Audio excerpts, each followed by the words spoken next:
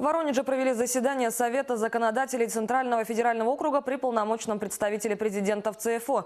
Тамбовскую область представлял первый заместитель председателя областной думы Владислав Юрьев.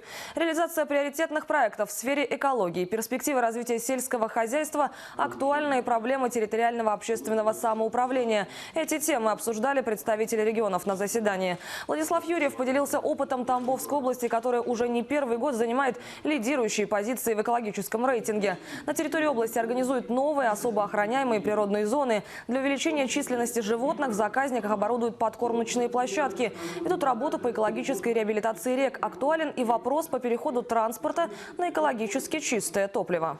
Стабильность экологической ситуации является результатом продуманной региональной экологической политики.